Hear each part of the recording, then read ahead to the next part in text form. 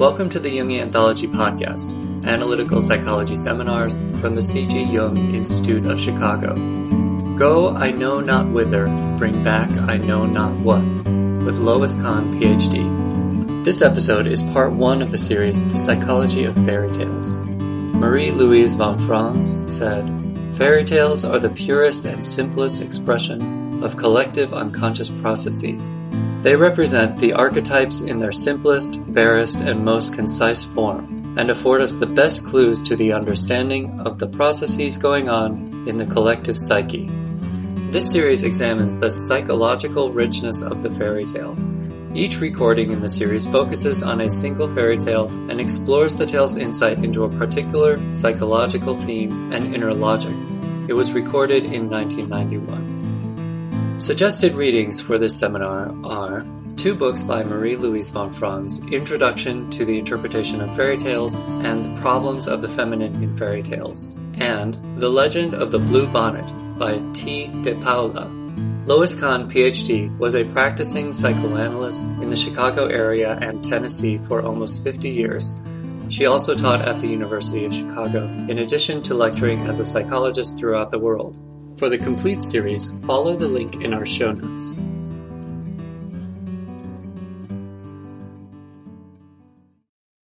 And so I'd like to invite you now to fly away with me on the wings of imagination. Once upon a time, there was an unmarried king. And he had his whole cadre of archers. And they would go out into the woods and they'd hunt and so on and so forth. And he had a very favorite archer by the name of Fido. Because Fido could shoot like anything. You don't have to keep your eyes closed. If you want to, you can, but you can look around if you wanted to. Anyway, so because Fido was able to hit the mark so well, the king really liked him the best, or loved him the best of all of his archers. So one day it happens that Fido was out in the woods and he shoots his gun and he hits a dove. And she goes kerplunk out of a tree, lands on the ground, and he's bagged another one. And so he's about to pluck off her head to shove her into the bag, and she says, oh, please, don't tear off my foolish head. Take me home and put me on your windowsill. And when I start to get sleepy, tap me sharply with your right hand, and I will see that you have nice riches. Well, he says, this is weird. And I don't think this has happened before, that a bird is talked to, with a human voice. So let's follow it through. He was really a brave one. So anyway, this happens. He takes her home, puts her on the ledge, and she starts to get sleepy. She tucks her head underneath her wing, and he goes thunk, and she falls to the floor. And guess what happens? The most beautiful woman. She is so beautiful that nobody has ever been able to describe such beauty. It's gorgeous. Well, as happens in fairy tales, she says, after she watches him go off and do his thing in the woods and come back every day, and she sees he gets real weary, kind of tramping through the swamps and the woods and so forth. She says, I think what we need to do is to change our lifestyle. And so what I think you should do is try to get as much money gathered together as you possibly can and bring it home. So he goes about and he duns money out of his colleagues and his fellow archers, and he goes to the bar and takes up a collection. He finally comes home and he's got something like about $200. And so she says, now I want you to take this money and go to the bazaar. And I want you to buy the finest silk threads and bring all the different kinds of colors. So he does as he's told. And then she says to him, when he gets home that night, she says, now it's very important, because of course they've been married. I forgot to mention that. They're not just living together. In fairy tales, they do get married. Anyway, she does say something. I forgot to tell you this before they got married. She says, now, you have known how to win me. Now, learn how to live with me. You shall be my my chosen husband, and I shall be your God-given wife. That's a heavy-duty scene. Anyway, they marry and they live a very quiet life, as I say, and then she suggests, that they need to change their lifestyle, so he goes and borrows the money and brings it back, and he fetches the thread from the bazaar, and then she says, all right, now, dear husband, be of good cheer, pray to God, and lie down to sleep. The morning is wiser than the evening. So he does as he's told. And she goes out into the porch. She calls the genies out of her wonderful box or book or whatever it is, and they weave the most beautiful tapestry. Now, mind you, nothing is ever done just in moderation in fairy tales. It's got to be the most, because that suits me just well. I like that kind of language.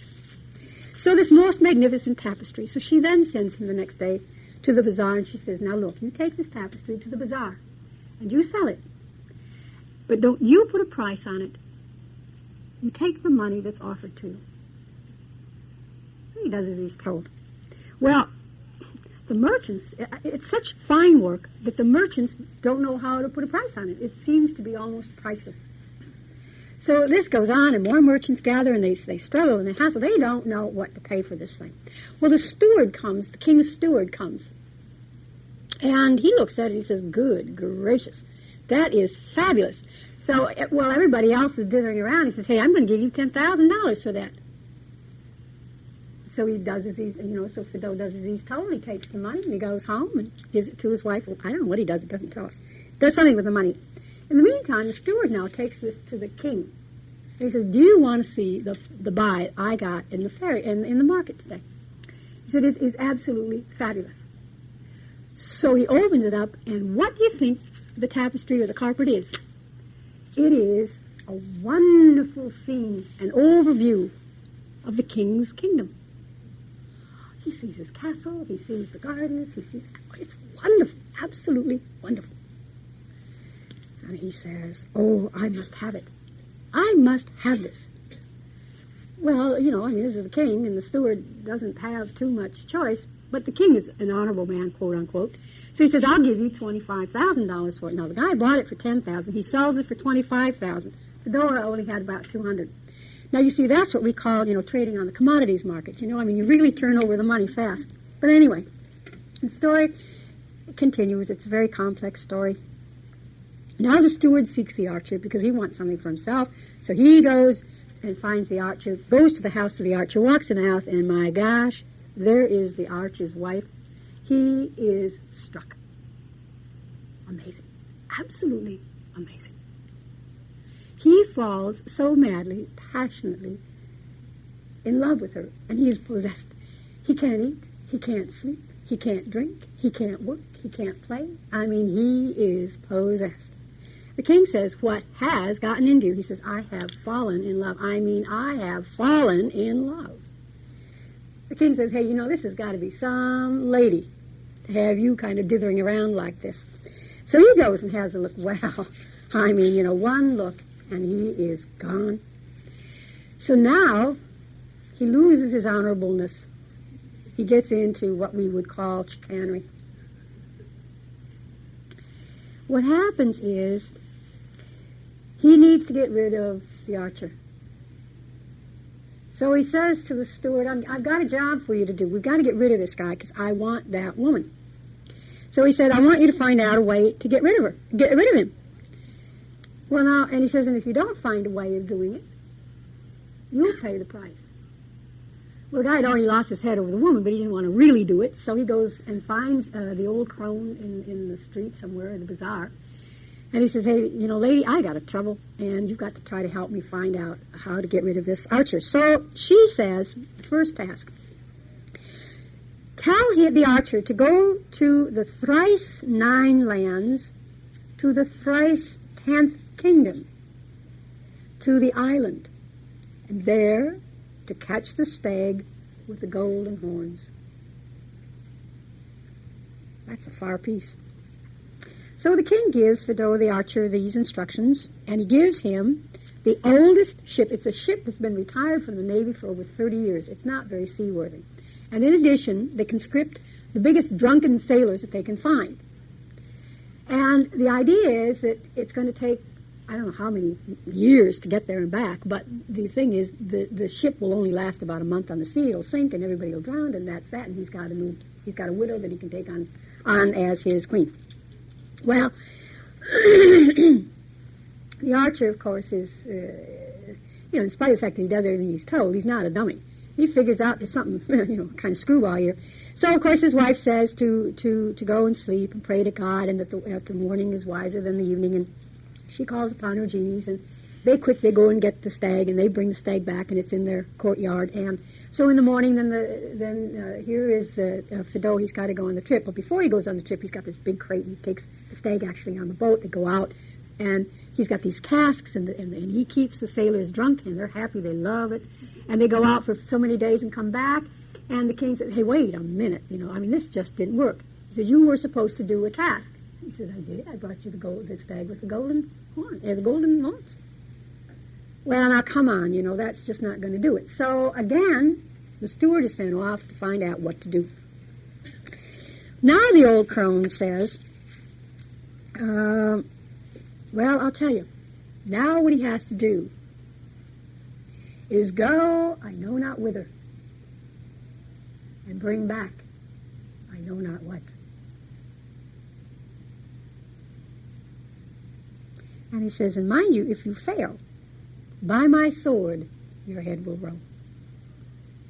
The king says to Fido, well, poor fellow, he's really sad and despondent when he gets these instructions. And he goes to his wife. He says, because of your beauty, all of this misfortune comes to me. And so she says, well, you have to go on the trip, because her genies didn't have any solution. She doesn't know where this place is. So she gives him a ball and a handkerchief. And she said, follow the ball. Wherever the ball goes, you follow the ball. And then whenever you wash your face, you dry it with this handkerchief. And so the journey begins. And so we follow the bouncing ball. And when they get to a big river, it becomes a bridge. And it's just magical, magical. And one day, he comes to this beautiful, beautiful palace. And the ball goes right up to the door and goes right in the house. And you think, well, usually you knock and say howdy doody or something, get invited in. But he's following the ball, and so he goes in, and these three lovely ladies are there and say, hey, who are you? What are you doing? What's it all about? Let's get down to brass tacks. He says, look, I am real tired. And so how about if you feed me and let me kind of rest for a bit? Oh, sure, no problem. So anyway, he washes his face. They give him a hand towel. He says, no, thanks, I'll use my little handkerchief. And they see the handkerchief, and they said, where'd you get that? And then they call their mother. And so he tells the story. Well, would you believe they were, those three girls were his wife's sisters. These are his sisters-in-law and his mother-in-law. Well, he tells the story of what his task is. Mother-in-law says, wow, I don't think I know what that's all about. So she calls the birds and the beasts and the insects, and they cover all over the earth. And she says, have you heard of this place? Go, I know not whither, and bring back, I know not what. You know where it is? No, nobody had heard of it. They hadn't come across that place. And so she then gets her giants to take her, and she goes out into the middle of the ocean. She says, I want you to take me to the place in the ocean that is bottomless. So she goes there, calls all the fishes up, and none of the fishes have heard. So she says, and then all of a sudden there's a quack. She looks, and here's a rickety old frog. And this rickety old frog says, seems to me, I've heard of a place like that. Well, as it would happen then, this mother-in-law says, okay, she takes a jar, puts milk in it, puts the frog in the milk. I didn't know that frogs like milk until I read this story. And then he carries this, and wherever they go, the frog is the guide. There's a river of fires. The frog gets big and huge, and leaps over and so on. But anyway, they finally get to this place. I know not whither. And in this place, I know not whither, we discover that what has happened is that he has to kind of change himself, and he sneaks in and hides himself in a cupboard. Because the frog says, that when you get inside, don't be seen, but you watch and hear everything that goes on. And then you do exactly what happens. Well, he hides in the cupboard. It's all dark. As he goes into this kind of cave, it's all dark. And so, what happens is, these two old guys come, and they clap their hands, and they say, Smut Razum, feed us, and bring us some drink. A wonderful crystal chandelier comes on, and there's a beautiful banquet table, and these wonderful wines, and these old guys sit there, and they slurp it up, and, they kind of chatter back and forth. And then they leave, and everything disappears. So, Thibault comes out, and he says, Smut Razum, I want a banquet. And lo and behold, the crystal chandeliers and the whole thing happens. So then he says, well, I'll tell you, why don't you come and work for me? And he says, but first sit down. Let's kind of talk here. So he says, have some food, have some wine. Now, there's nothing that he can see. But he sees the glass being lifted, and it's the invisible man. And he sees the food being disappeared, and they sit and they talk, and they have a nice time. So he said, well, why don't you come on and you work for me? And he said, I'm really a pretty pleasant fellow, and it'll be kind of fun. He says, I've been working for these guys for 30 years. Not once have they offered me a drink. Not once have they asked me to sit down. I think I'm going to change jobs. And so he says, I'll go with you. Let's go for it. Okay, so away they go. They pick up the frog, and away they go. He takes the frog back to the mother-in-law with the milk, and then he and Shmut Razum go. And he says every once in a while, because he can't see anything, he says, Shmut Razum, are you with me? Oh, yeah, not to worry, I'm with you. Finally, at the end of the day, he's walked a long time. He says, I am really very tired. I have to rest. So he says, okay. He says, if you're so tired, why didn't you tell me that? Like this, they're gone, I'm just gone with the wind. Then at one point, Smut Razum says, they're flying over the ocean. He says, wouldn't it be a neat place? Let's just stop here, and we'll have a golden arbor. I'll make you a golden arbor, and you just stop. And then I'm going to tell you what happens. And this wonderful golden island appears. And he says, I'll tell you what. Pretty soon, 3 merchants are going to come. And when these 3 merchants come, you give them a banquet, and you wine them and dine them and make them happy and make merry. And then he said, you trade. They each will have something to give you. You trade, but you have to get all the 3 things together, and you trade me for all those 3 things. And he says, don't worry, I'll come back. Now he's being a trickster. So he goes. And so and he goes along with this whole thing, and pretty soon these 3 ships appear, and these 3 merchants come, and the whole thing goes on, and everybody gets regaled, and it's just a delightful banquet. They're having a wonderful time. And the first merchant has a beautiful box. He says, I would like to have your magic here, so I'll trade my beautiful box. He opens up this beautiful box, and the most incredible garden appears with rare flowers and rare birds, and it's just incredible. Whew, everyone is really impressed. It is awesome. He closes the box, and everything disappears. The next merchant says, well, I've got a magic hammer. He tapped the hammer once, and there is a battleship. Sailors, guns, cannons, everything ready to roll. He taps it 100 times, and there's 100 of them.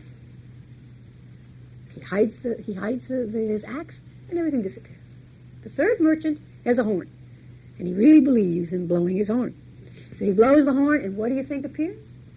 Wonderful land army. He's got the infantry, the cavalry, the cannons. I don't think they had paratroopers in those days. So there they are, and then he blows the horn from the opposite end, and everything disappears. Well, Thibault says, I'll tell you what I'll do. You give me all of these 3 things in exchange for my servant. Fine. Exchange takes place. And his servant goes off, Shmut Razum. And this wonderful banquet they have the banquets on their ships, and they're sailing away, and then the first thing they call for the servant doesn't appear. Well, of course, obviously he's gone. Well, the merchants think they've been tricked. They're kind of sad. They're real upset. And they kind of get angry for a while, and then pretty soon they just kind of sail along and carry on as usual. Well, now what happens is, finally they get home. And once they're home, Fedora says, wouldn't that be a neat place to put up a palace?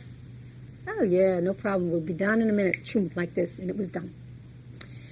And, but before we get into what happens next, I have to tell you, meanwhile back at the ranch, when he's out trying to find he doesn't know what, where, and he doesn't know what, meanwhile, the king calls the wife in, and he says to her, well, I want you to be my queen. And she says to the king something, and I better read it to you because it's very important. She replies, where has it been seen? Where has it been heard of to take a wife from her living husband? Although he is a simple marksman, he is my husband. And the king says, you submit of your own free will, or I will use force. Today we call it rape. And she smiles, she strikes the floor, and she turns into a dove and hides as a blue dove in the forest. Well, anyway, so now back to, bringing us up to date. And so she's in the forest waiting for him, and he comes home. This wonderful castle is built. He opens his box, and he has the most magnificent garden all around the castle. It's great. So he's sitting in the window, admiring his beautiful garden. And what do you think happens? A little bird flies in the window. Beautiful dove flies in the window, strikes the floor, and there is his gorgeous, gorgeous wife. And they are, of course, very happy to be reunited. Now, the next morning, the king wakes up. And he looks out, and what do you think he sees? A castle. In his territory? It's just not done. So he calls his army, and he calls his navy, and they do battle. But what do you think Fedora does? He goes tap, tap, tap. He has his navy. He blows his horn. He's got his army. They rout out the king. The king gets killed, and it doesn't take but a half hour or so. And you know what? They said that the people really liked Fedora and his wife. So they asked if he would be the king, and she would be the queen. Thought about it, and they thought, yeah, let's try it. It's a good deal. And I'm told they lived happily ever after. Now, I don't know for sure because that was the day I had to do the washing and I had to go away. This is a Russian fairy tale. Okay. Now, are you back in the land? When we approach the unconscious, it's like that, going we know not where, and we surely don't know what we're going to bring back. But it's a task many of us need to do or we lose our heads. Okay? We really do. This is part of what we call the individuation process.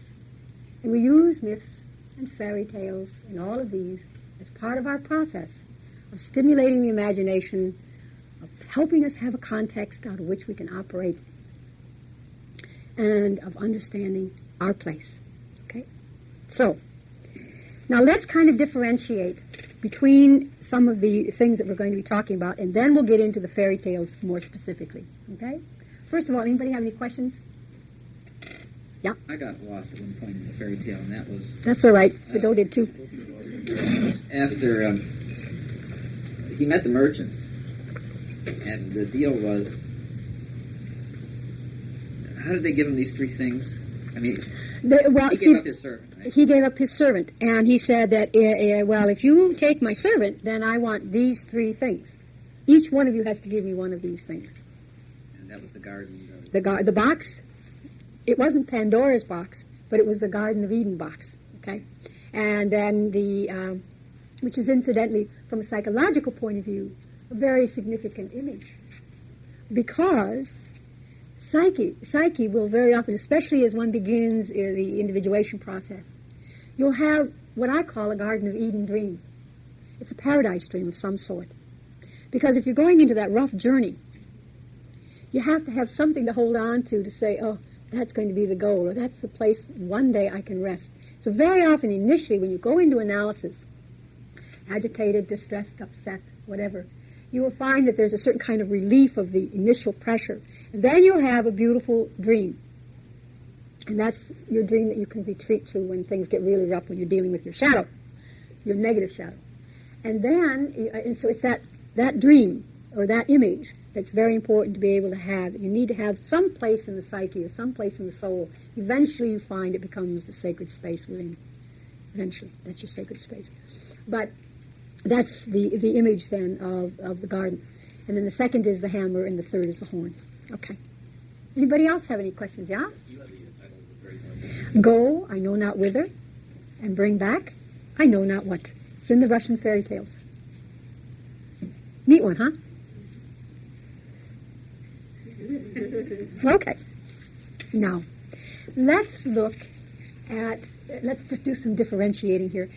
Now that I'm going to kind of shift you out of your right brain into your left brain. And then we can all prove we're brainy, huh? Okay, myth. A myth is a traditional story, and if you want any of these definitions, just go to the dictionary. Okay, so just listen. It's a traditional story, ostensibly with historical basis.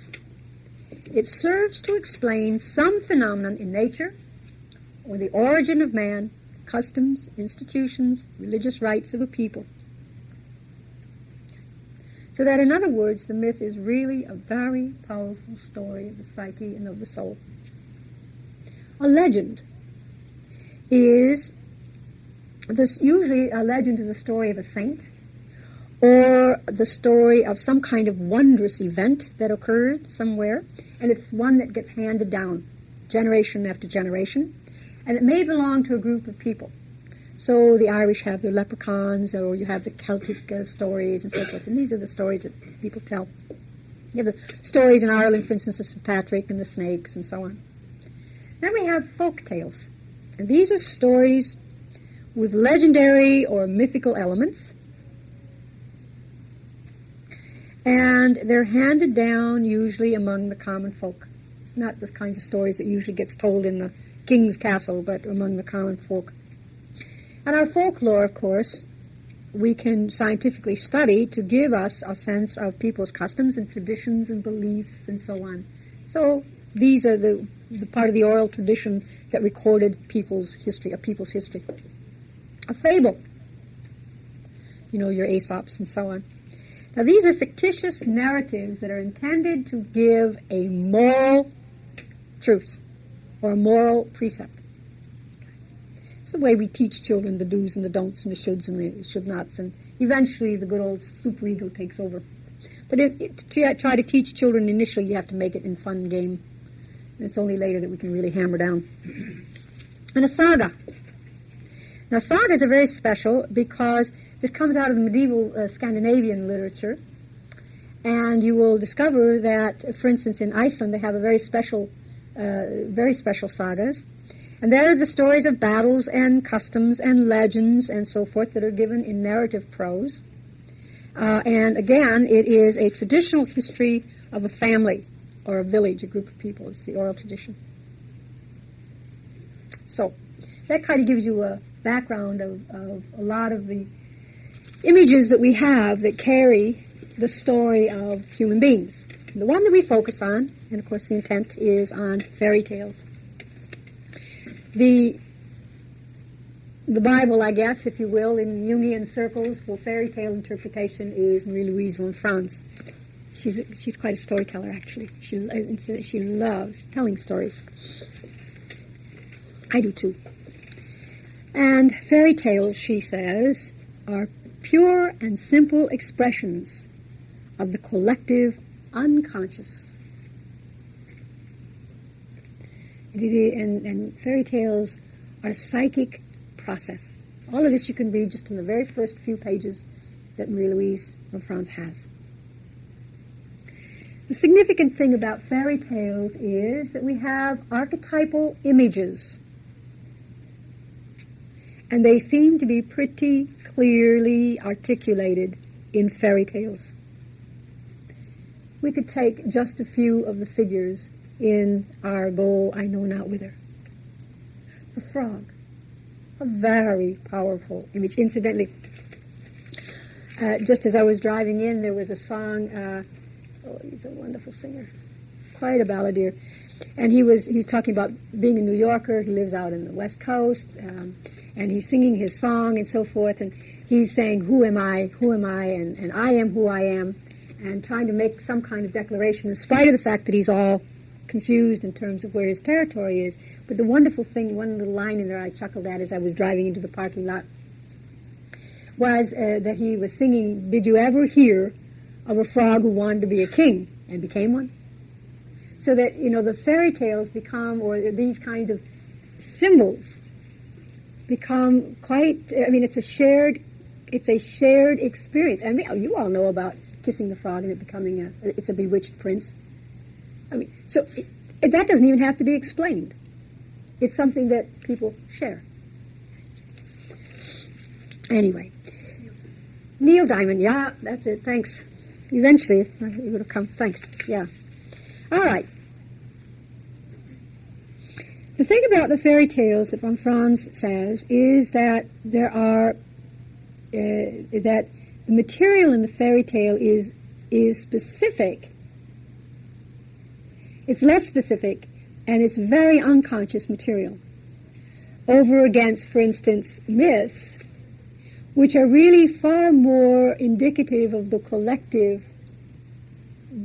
Essentially, it's unconscious consciousness. It truly has much more of a significance, or it's closer to the conscious realities or the conscious attitudes of people. Also in myths, you have the stories of the hero, or the gods.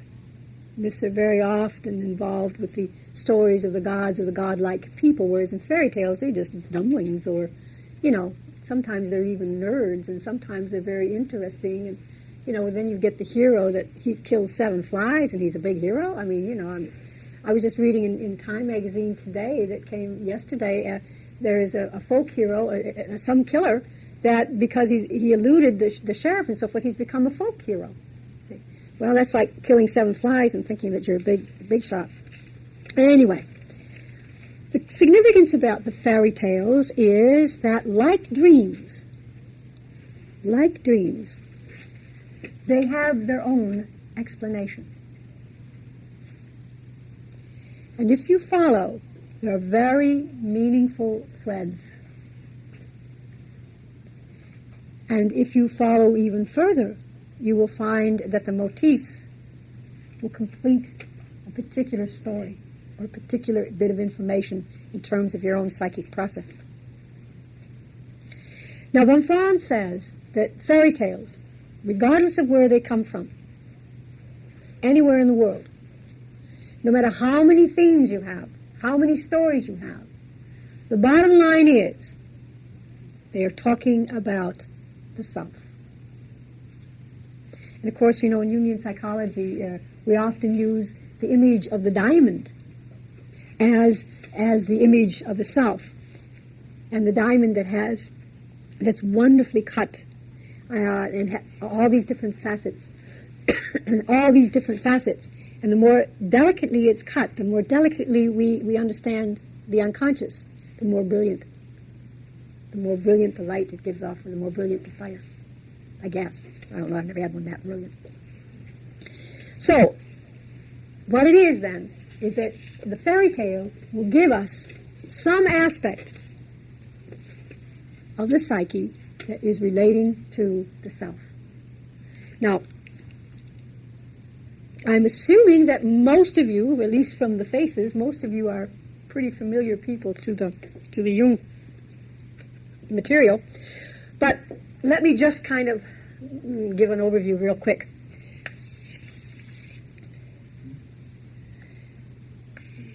The center of the psyche, or the center of wholeness, Carl Jung calls the self.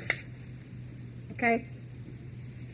And as we develop consciousness, there's a thing that the bottom, the foundation is the self, and then as we develop consciousness out of the unconscious, out of this collective unconscious that has the basic instincts, we have the ego.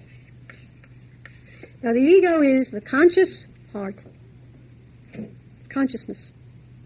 The part that has to deal with the world.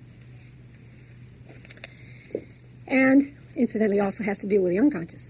And we define ourselves, we figure out who we are, and so forth. Now, then what happens is, after we have the idea of the ego, that is, after we begin to get some sense of who I am, or the me, in developmental psychology, this happens around 2 or so, when children really begin to define that they are separate. It's very traumatic for parents, but, they have to learn to live with it. But then we begin to discover that here is this conscious area, and we begin to find that there are different kinds of archetypal images. We have males, we have mother, we have females, we have and we have aunts, and we have all these, and we have fathers, and the male, and the masculine, and uncles and grandfathers, and so on and so on. And then we have different aspects of the psyche. We have the shadow. If you're a woman, the shadow is a female, and if you're a male, the shadow is a male. And then if you're a male, you'll have the feminine component called the anima.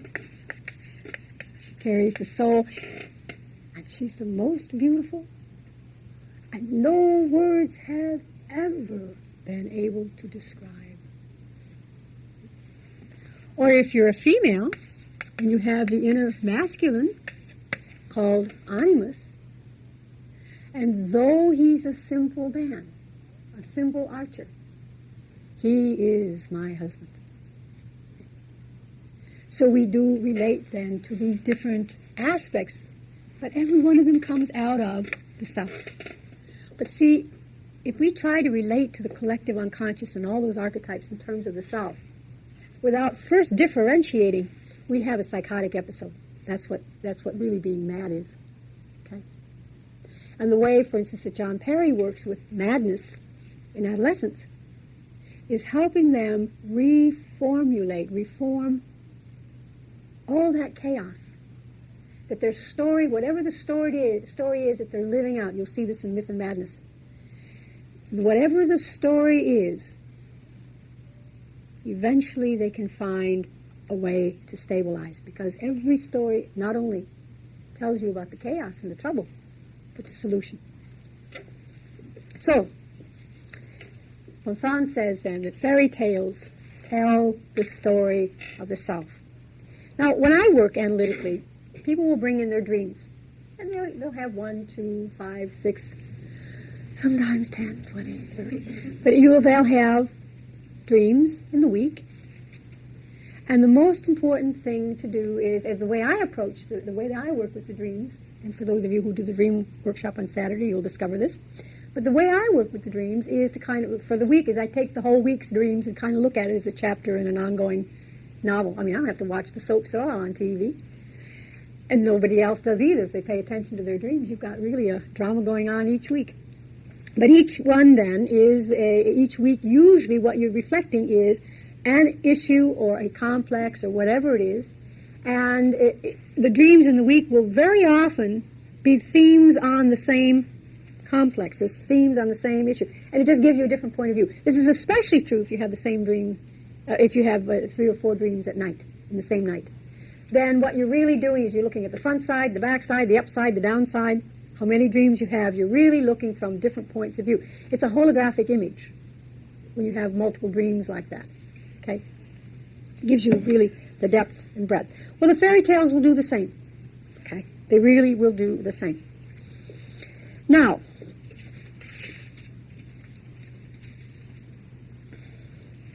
a new book that's come out, Fairy Tales in Society, was based on a conference that was done by a linguistics department,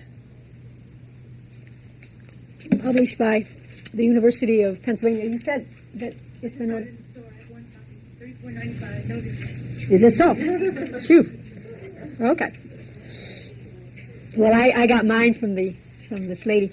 But in any case, in there they talk about 3 aspects of dreams, of fairy tales. Sorry. The first is illusion. And illusion, that in the fairy tales, the events will develop and a pattern begins to form. Now, sometimes these sharply differ from our reality, or from the reality of the listener of the story, or the reality of the storyteller. And what this means is that somehow or the other, very often, what we need to do is to look at the fairy tale because it gives us a different perspective. It gives us a different point of view. If it's an illusion, and it doesn't come into our own spatial reality, we then have to look at it and see, what am I missing?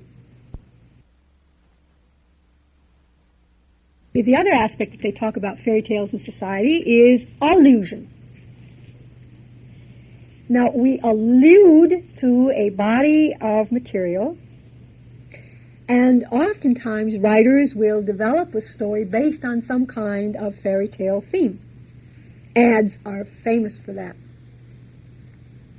We have, for instance, the paradise themes in myth and in fairy tales. And there's an ad, I think it just tickles my funny bone every time I hear it. There's an ad on TV right now, and there's this wimpy voice that comes on the TV, and it says, "Eve, do we have any snacks?" And this woman says, "Oh yeah, we got raisins." And so, he ate these, and they're good, and it talks all about raisins, and then he says, "Oh gosh, are there any?" He says, "Oh, are there any more?" And she says, "Well, why don't you try this?" And hands him an apple, and crash, and thunder, and, it's like the world's coming to an end. And he says, "Oh, I think I'll stick with raisins." So, now it's alluding to a very archetypal theme. The theme, of course, of paradise. Then, of course, the other thing that they talk about in fairy tales and society is paradigm. A paradigm is a model, or it's an image, or it's a plan. And so they say, what they talk about in this are the paradigms of trying to describe and determine the kinds of behaviors in individuals, or the kinds of premises that a community will operate out of. What is the story that they're living? What is the fairy tale? What is the myth? What is it that they're living? Now, this is then a very basic overview of fairy tales. We can look at it as illusion, paradigm. We look at it as information that is telling us about the collective psyche. And then when you start dreaming the fairy tales, then what you have is, of course, your paradigm, if you will, and the kinds of things that you are living out. I have permission from somebody to speak very briefly about a dream the other day. Somebody came in, very beautiful woman. She's just gone through a divorce. And she had done a lot of projection on her husband's best friend, and a lot of kind of fantasizing around him. So there was a lot of psychic energy or libido that went into him, but nothing was constellated other than basically through her fantasies. But this woman, who had been married for many years, came in with a sequence of dreams this past week. And in one of the dreams, there are lots of different things, but one of the major images in one of the dreams was that she was in this ballroom and dancing, and there was another man that she was dancing with, a little man, and he was dancing around in a circle, and basically he had his back to her. So she's kind of dancing, and supposedly in partnership with this man, but he has the back to her. That's one of the themes in one of the dreams. Then in another one of her dreams this past week, she was in a shopping mall, not in a ballroom now, but in a shopping mall, and things are going along, and there are these two humongous grizzly bears. They're not doing anything. They're standing there like any other person. And both of them have their backs to her. And then in another dream, she's going into a liquor store or into a store of some sort to do some shopping. And there's this nerdy guy, and he's kind of jumping up and down and stamping his feet, and he's stamping on this metal plate, and he's stamping, and he's just, creating this god-awful scene. And it's so bad that eventually what happens is he rams a pole under his chin, and it goes up, and people try to get it out, and you know what that doesn't, give you a headache if you really get into that kind of situation. Well, okay, so there it is. Now she wanted to focus on her fantasy of this guy and that guy, and now she's angry because these two guys, one was a husband, one was a husband's best friend, and then they had a falling out because of her, and it's a wonderful situation to be in, for some women. And anyway, now these guys are out buddies again, and she's sitting in this house, and her whole life is up for grabs. Well, we began to look at the scene. Well, somehow or the other that reminds me of a story. And she said, oh, yeah? Well, we talked about it a little bit. And the story was, and I'm just going to finish this, and we'll take a 5-minute break, and then we'll come back and get into more material. And anyway, so what happened is that here's a woman who was the apple of the eye of her father's eye. And she is, as I say, an absolutely stunningly beautiful woman. And so she was Daddy's darling daughter, and then got married and was her husband's darling daughter, or wife, or whatever role she played.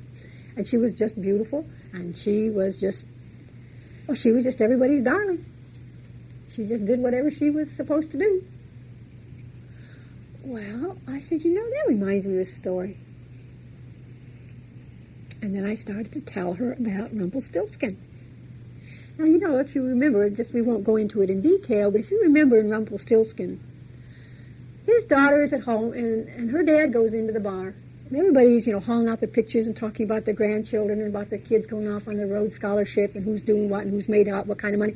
This guy he's only got a daughter at home, but she's beautiful, and so everybody's bragging about all their kids' accomplishments, and he hasn't got anything to talk about, and so he creates his own fantasy. He says, hey, listen, you got nothing on me. I got a daughter at home, and she can spin gold out of flax. Oh, yeah? Well, everybody talks about this, that's pretty awesome, and everybody buys him a drink. He's a big shot and doesn't think anything more about it, and the word comes to the king, and the king says, hey, I got to have that in my tower. And so he gets her hauled off to his tower, and he says, okay, here's a room full of flax. By the time the cock crows, I want some gold thread. You say, I can't do a thing like that. Your old man said you could in the bar, and you don't do it, you lose your head. Well, she sits and laments, and then this funny little guy comes in, and he says, ho, ho, ho, I got a secret. And so he's willing to do this for her, but she has to give him the rings. No problems. He gives the rings. The next night, the same thing happens. Third night, the same thing happens, but now she hasn't got any jewelry. First night she gave her rings, the next night she gave her necklace. She said, hey, this is my mom's necklace. She wants to keep her head, she gives up the locket. So the next day, then, she's got nothing left. She's got nothing left. Nothing is left. So he says, all right, I'll tell you what, I'll make a deal. You give me your firstborn. Well, for gosh sakes, the girl's not even dating yet. So, to think of it that far in the future, when she's got to worry about her head in the morning, piece of cake. So she says, sure, no problem. Well, as luck would have it, she gets out of her captivity, and she's walking away, and here's this prince. He sees her, and he says, I have got to have her. And so they get married, and in 10 months' time, because in those days everybody didn't have babies before 10 months' time after they got married, so in 10 months' time they have a baby. The baby gets to be a year old, and what do you think happens? This little guy shows up, and the story unfolds. She says, look, it'd be pretty hard to give up my baby, all my potential. So what happens is, he says, all right, find out my name. Well, is it Tom, Dick, and Harry? No, it's not Tom, Dick, and Harry. I'll give you 2 more chances, and tomorrow night I'll be back, because it was 3 nights he went there, 3 nights she has for finding the name. The story goes, the next night she doesn't know it. It's not Pete, and it's not Dick, and it's not Beelzebub. So, I don't know if that's a female name, but whatever. And then the third night, and so they're brainstorming, because, of course, she sent messengers all out, And they brainstormed to see, what. None of the names really sound right, and she's only got 3 chances now to save her baby. And so one guy says, I had a weird experience, way out in the woods, way out in the woods. And there was this weird little guy. He was dancing around in a circle. I couldn't see him, but he was dancing around in a circle around the fire. And he was doing this jig, and he was saying this thing, and he said, the one thing that I did hear him say is that she'll never be able to guess that Rumpelstiltskin is my name. And she thought, let's try it. So the next night he comes and she says, well, is your name George? No, he gets smugger and smugger. Well, is it, and she names a number, She says, well, is it Rumpelstiltskin? Well, he is furious. He jumps up and down and up and down and up, and he gets so furious that he stamps his foot through the floorboard, and he gets so angry, he grabs the other foot, and he just tears himself apart. Now, that sounds kind of familiar from those dreams, doesn't it? What do we have?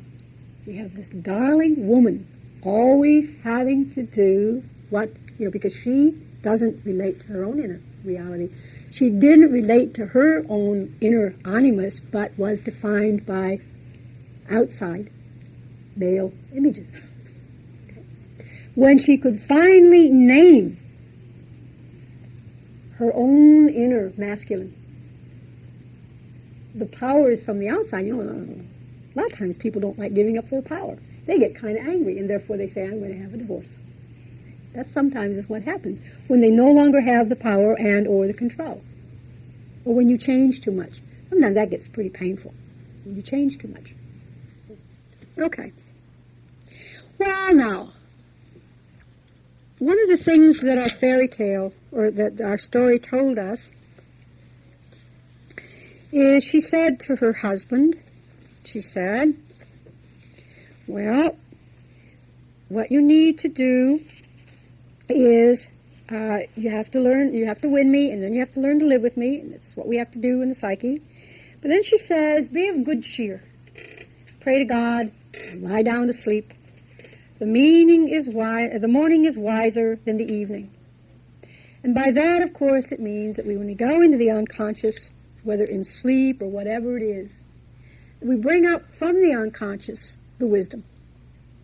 We have to trust that. Now, we can't trust the unconscious unless we know that there's order and organization.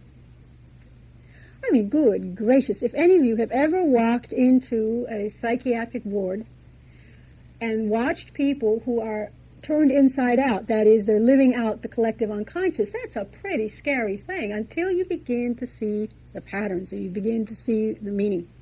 It's like learning a language. If you go to another country, it's just nothing but a bunch of garbled sound. But eventually, if you begin to listen, you begin to see phrases and then words. And there comes a point, and you don't know when it happens, but like this, all of a sudden everything makes sense. You can understand what somebody is saying to you, or at least a couple of the words. Well, the same thing happens when we deal with the unconscious. And the same thing happens if we understand the structure. So by understanding the structure of fairy tales, also gives us tools to understand the structure of our dreams. It also gives us tools to understand the structure of the psyche. Because, strangely enough, there is a lot of consciousness in the unconscious. As a matter of fact, I once had a dream to that effect. I think I've shared that before in different classes. An aunt of mine who is my shadow, that is, she's exactly opposite to me. She's very sensation. Her house is so neat that it's just... And anyway, so the thing is that she has a shopping bag filled with books. And most of the time she just reads romances. That's one area that we do share, but still. And I do read a few other things, too, from time to time. And so she had this book by Carl Jung. It was the 19th volume. He got 18 or so. The 19th volume called Consciousness in the Unconscious. And then it was, after that, things began to fall into place. So what we have to do is understand the structure. And we start by the structure of the fairy tales. And von Franz goes into this in much more detail. First of all, In fairy tales, we find timelessness and spacelessness. Go, I know not whither, and bring back, I know not what. Now, many times I will explain this in class, in different classes, depending upon what class we're talking about. But one of the things that's very interesting is to note that fairy tales often compensate, as dreams do, for a conscious attitude. Traditionally, males are linear in time, and they're also very spatially oriented. See, women often have images of the circle. Well, there's no space there. It's just kind of it grows. Especially, women really know how that space grows and contracts and all kinds of things. So males psychologically, if we say from a traditional point of view, the consciousness attitude of males is time and space. Doing things, and they make appointments and they do things on time, and they've got the train schedules, and that's the way it goes. And you work in this particular place, and you go to that place, and you have your car to get you from this place to that place, and so that would be quote unquote the masculine consciousness. Females, on the other hand, tomorrow, next day, it's okay. 9 months from now, you're not going to rush it. Things are going to grow as they grow. Pregnant women know that for sure. Well, then in the fairy tales, what happens? With our wonderful Rumpelstiltskin, by the time the cock crows, she has to achieve a task.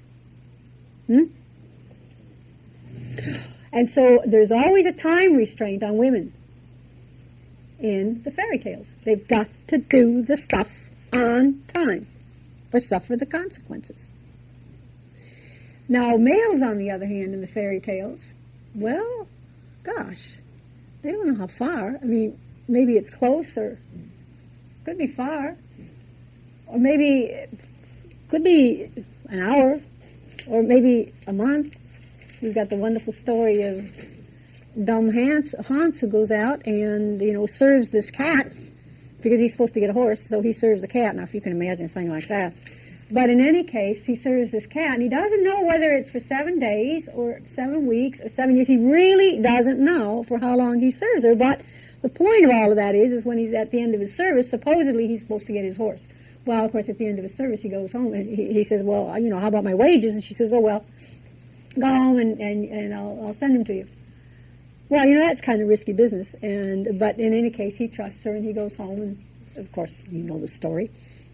Big, wonderful horses and carriage and gorgeous princess, and because it really wasn't a cat, it really was a princess. But in any case, the point is, he doesn't know.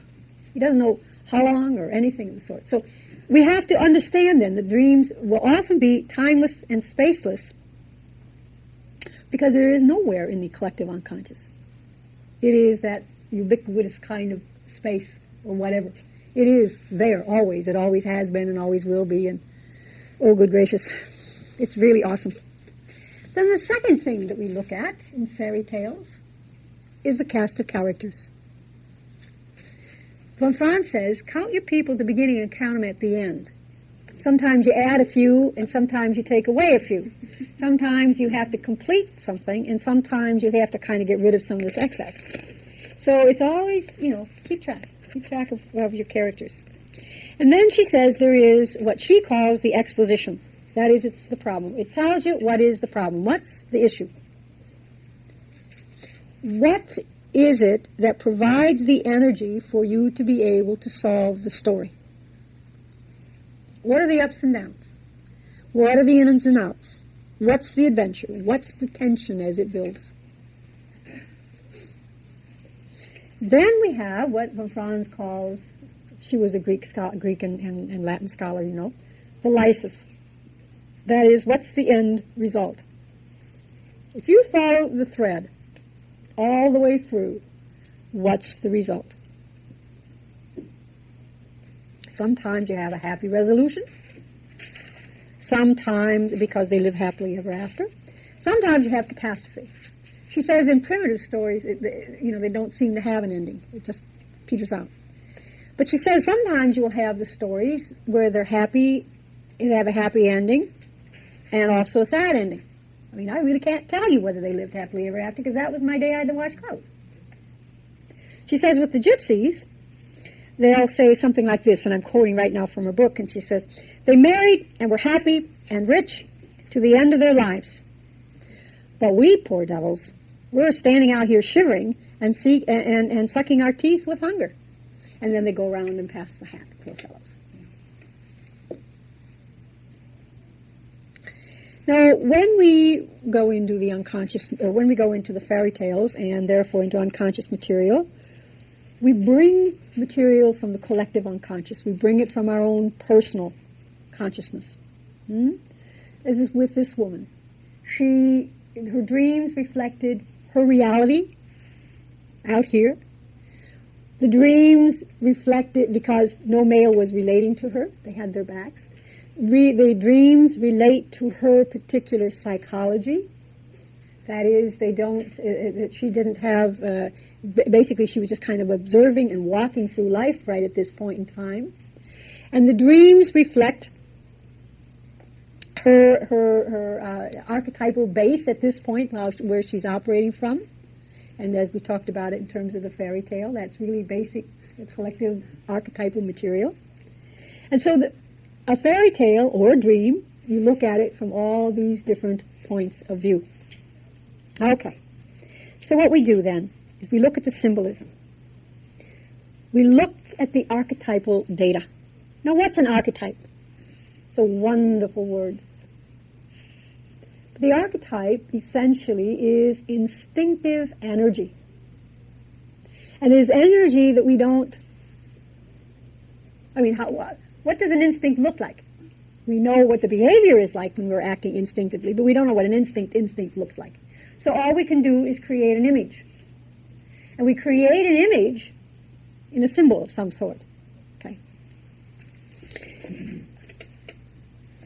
I don't think we have a whole lot of time, but let me just show you, for instance, some symbols. These are some military patches. Here is a wonderful image, an archetypal image. Here we have a dragon. If you come to my house, you'll see lots of dragons in my windows, by my sandbox. I'm into dragons this year. And here's this wonderful sword.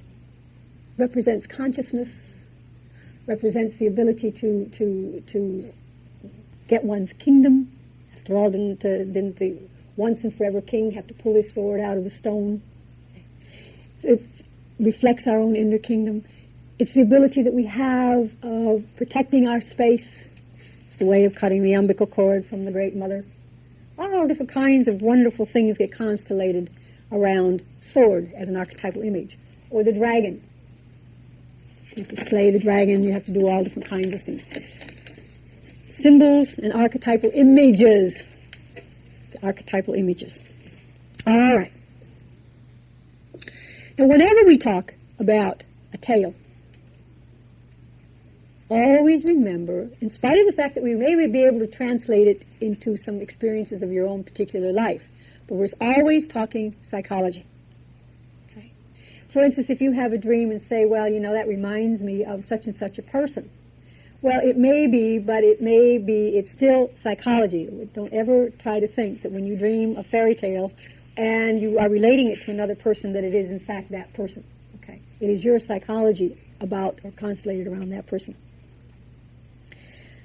Now, how do we try to understand the fairy tales? We do it essentially through amplification. We get the image of the frog, or we get the image of the dragon, or we get the image of something or the other. We amplify. And then, of course, we interpret, and we interpret it through the psychological language. If you don't mind, what I would like to do is just very briefly, very, very briefly, share with you what amplification looks like. Well, that one would be too long. Well, that's all right. We'll just do a little bit of it. This is a military patch. And it's worn by the Aerospace Rescue and Recovery Service of the 39th Air Wing with the United States Air Force in Iceland.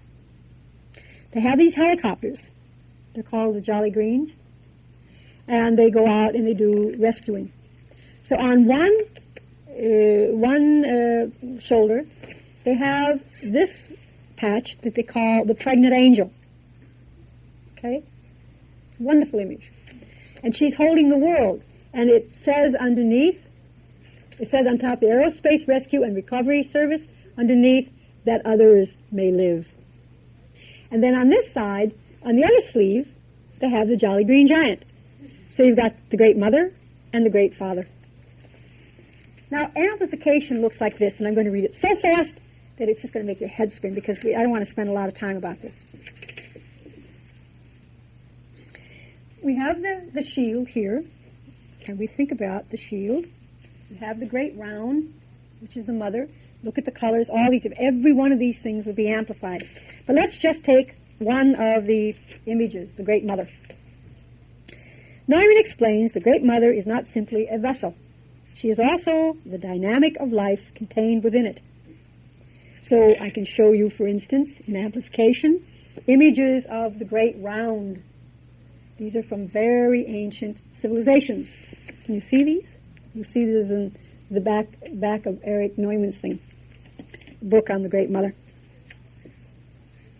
So we have these sculptures from the classical period, and they show the Great Mother as a container. Now here we have the banner, and at the bottom of the banner is a stylized flower and container. We have that in here also. And of course, each one of these is manifesting dynamics of life. Now, and also of warmth and so forth. The coloring we have now, we've got the yellow, we've got all this. Now we see. The elemental warmth seems suggested by the golden ray which pierces the dark sky and illuminates the Great Mother herself. But an even more important quality represented by it is the light associated with knowledge and understanding. These associations are reinforced by the wings of the Great Mother, giving her the unusual character of an angel. Angels also symbolize enlightenment, and they are messengers between heaven and earth. Our helicopter people are too, remember. But they are generally masculine, angels are. The presence of a feminine angel here has two important functions. It helps to emphasize the caring as opposed to the devouring aspects of the Great Mother, which would be death. These are life-giving people. And it deepens the integration of the physical and the spiritual. This is a highly appropriate emblem for a rescue team, and the men themselves seem to recognize its appropriateness, for they refer to the patch as the pregnant angel. The nomenclature itself expresses and recognizes the spiritual as well as the physical value of saving lives. And then we can go on and talk about that. But let's talk briefly then about the masculine. Again, this is just to illustrate amplification. The masculine figure on our patch certainly represents the principle of fructifying and so forth. He's the Jolly Green Giant, a modern image of vegetation and, incidentally, the trademark of the canning company. It is significant the squadron goes by the name of Jolly Green, an expression which is also applied to a type of helicopter used in rescue operations. Yet he shows the differentiation associated with even this emergent masculine, that is, he's closer to the Earth Mother, so still more primitive, but we see it from his garb. It is reminiscent of the Nemean lion skin which Hercules wore as a reminder of his first great labor.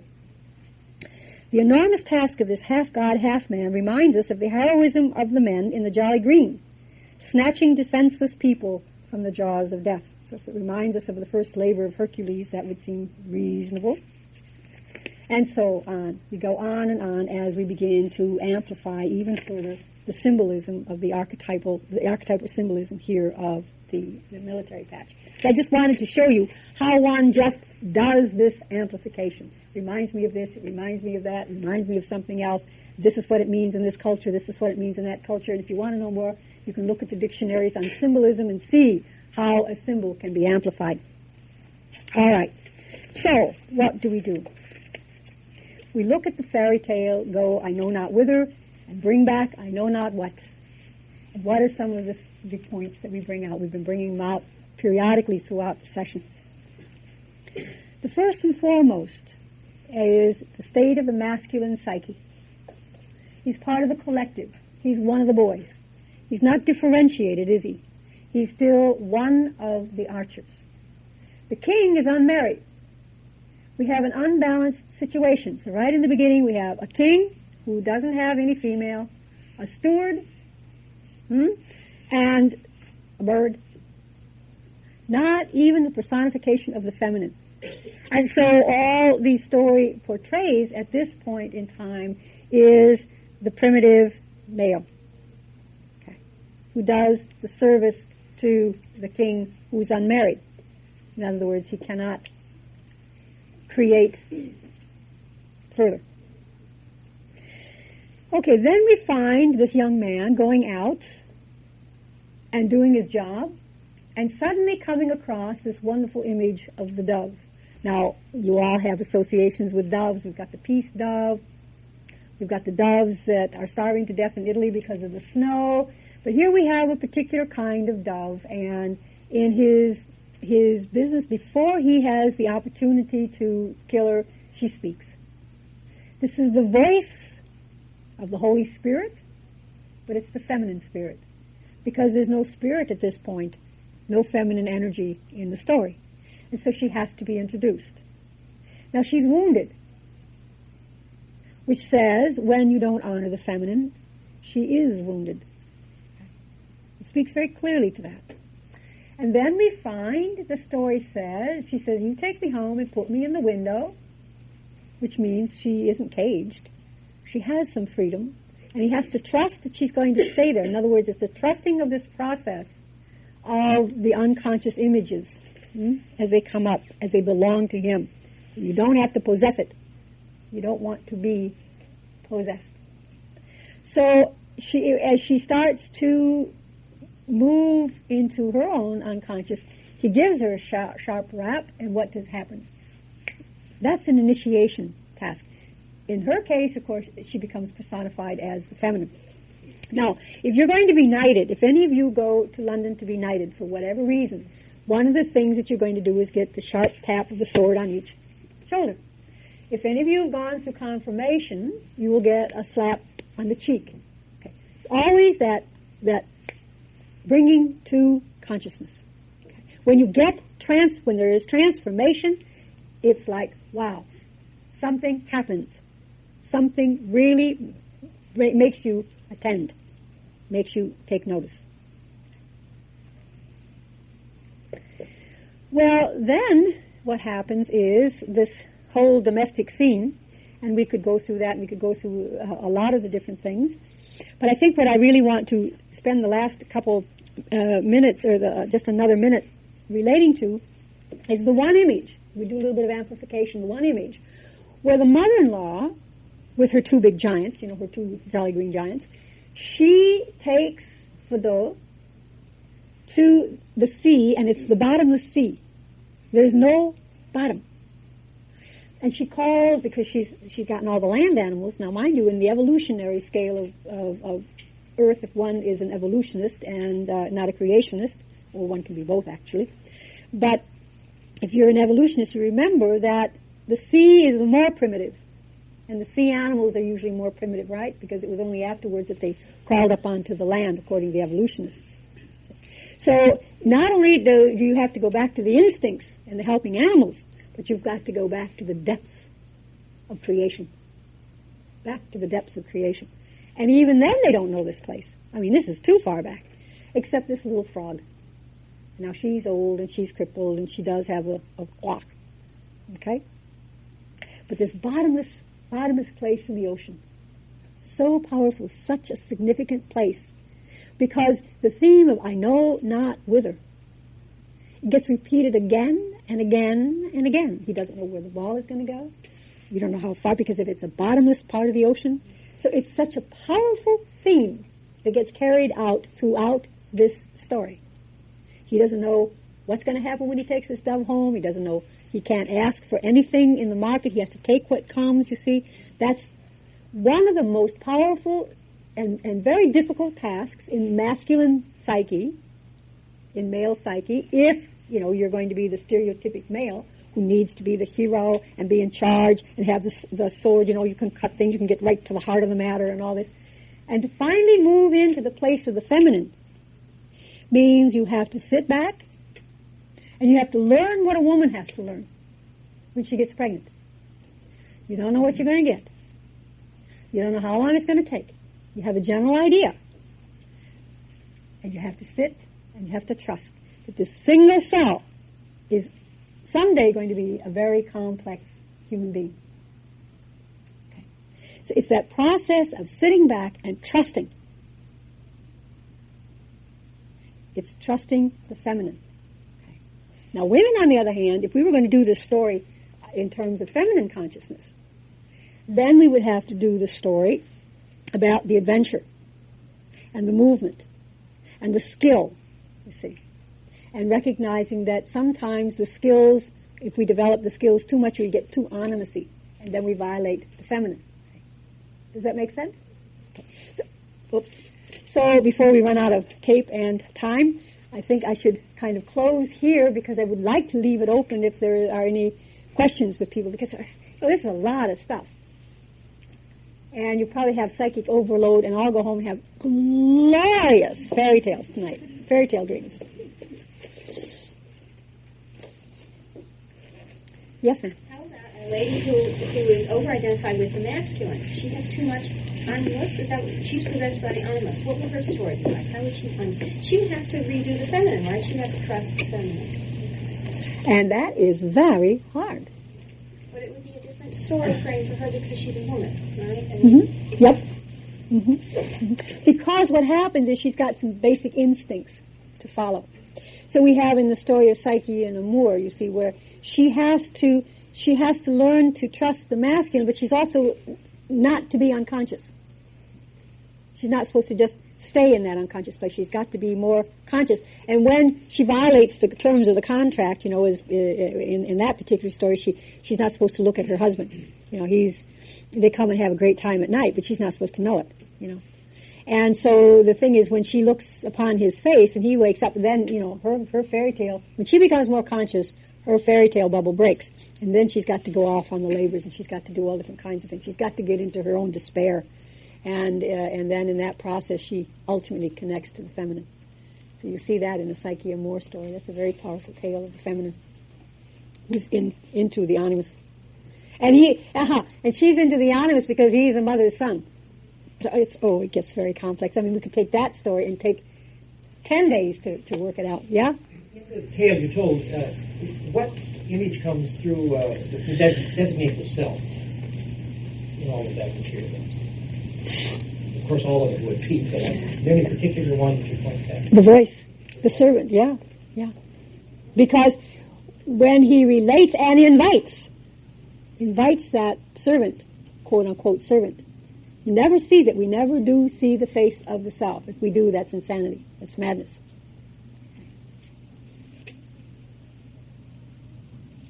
Of course, there isn't one of the characters in there that isn't an aspect. That isn't a part of the self.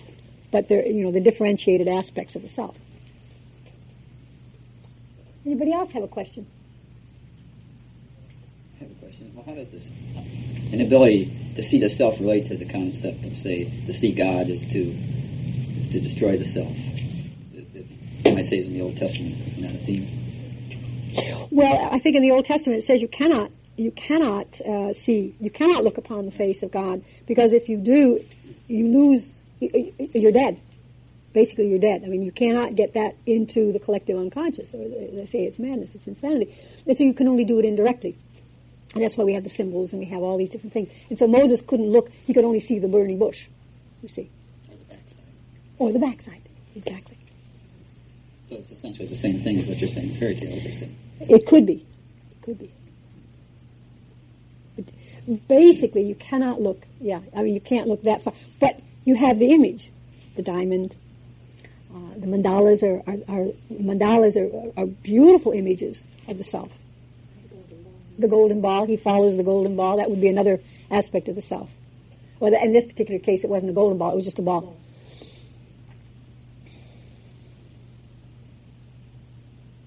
Are you saying that no one can look at his own face again?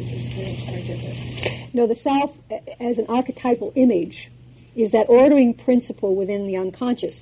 And see, none of the archetypes, the instincts are seen directly. We can only see it through our own images, and that's basically what we're talking about.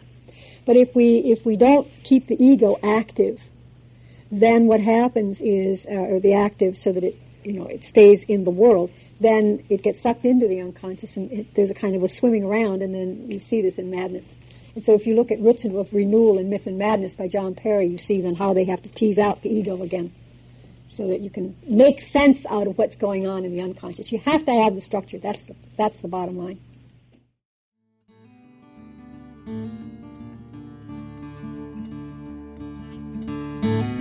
This podcast is distributed under a Creative Commons Attribution, Non-Commercial, No Derivatives license. Share it all you like as long as you maintain the attribution to the speaker, but please do not change it or sell it. If you like this episode, tell your friends about us or leave us a review on iTunes. For more information about classes, training programs, videos, audio, this podcast, or to find a Jungian analyst near you, visit our website, www.jungchicago.org.